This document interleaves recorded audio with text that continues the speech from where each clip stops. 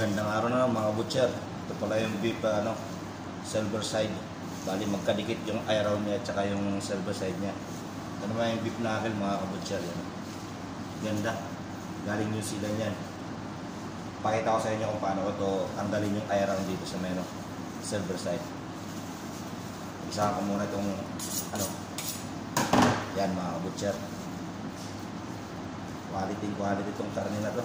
Tingnan nyo. Ganda ng ito yung eye round nya. Nakadikit pa rin. Pag dumating siya sa karton, magkasama sila. Tanggalin yung mga tabaan nito mga kabutcher.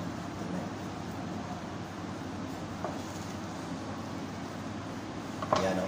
Yan ang eye round nya mga kabutcher. Step trim natin yung tabaan.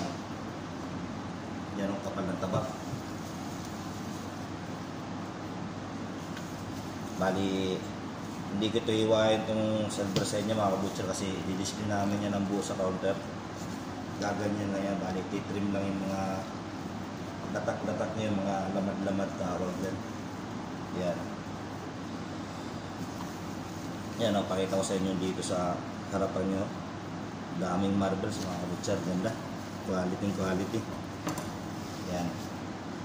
Tapos ito lang iwain ko yung eye round. Titrim muna natin siya mga butcher.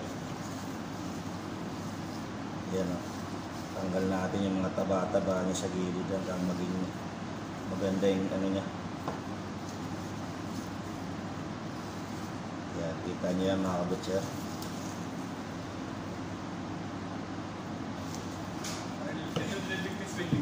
Little making?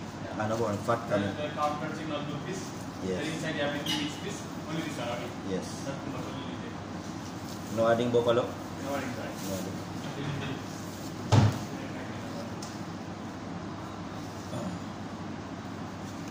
Yan mga butcher. Medyo okay na.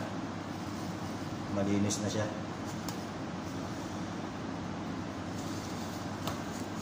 Pakita ko sa inyo paano ito iwain. Ganyan mga butcher. Yan. Bali yung kapal niya, bali maabot siya ng half inch higit.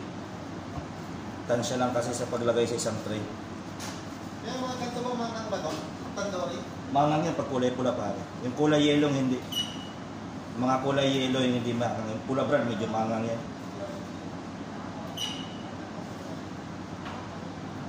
Yan, ganyan yan. Tapos lalagay namin dito sa tray yan mga kabutcher.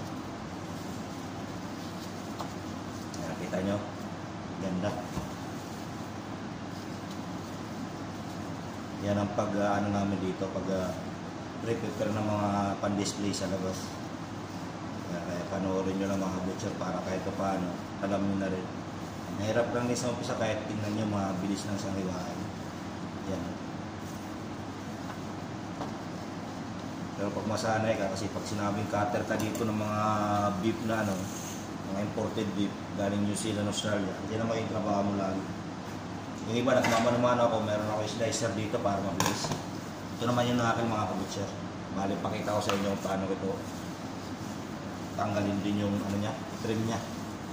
Bali, meron to dito parang layer dito, yung joint niya dito. Bakbakin natin to, tingnan.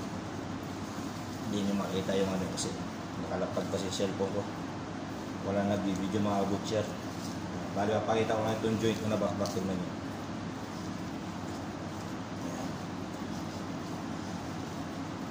Pag once na bakbak na yan, pwede natin ito i-slice. Ito mga kabutcher. Bali, ito lang yung kailangan dito i-slice na. Kasi isang layer yun, ibang layer din yun. Bali, pag inano yan, tanggalin natin yung taba niya dito mga kabutcher. Para medyo maganda yung niya kalalabasan sa babaw.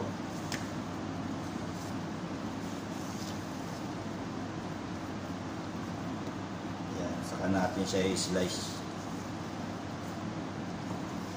Yan, ganyan ang itsura niya.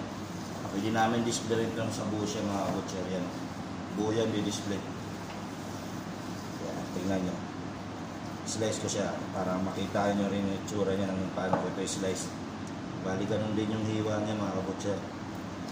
Yan o. Ganda. Quality itong New Zealand. Malakas to dito sa Oman mga kabutcher. Yan o. Yan.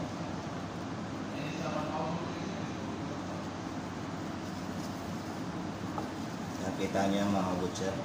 Ganda ng quality. Solid na solid talaga yung kanin ng New Zealand. Yan o. Kaya hanggang dito na mga kabutcher. Sana may matutunan kayo. Ito yung slice na lang yan mga kabutcher. Ito yung slice. So Pinoy, nakita nyo na lahat. Ganun lang trabaho namin dito mga kabutcher. Kaya God bless. Sana may matutunan kayo. Okay mga kabutcher.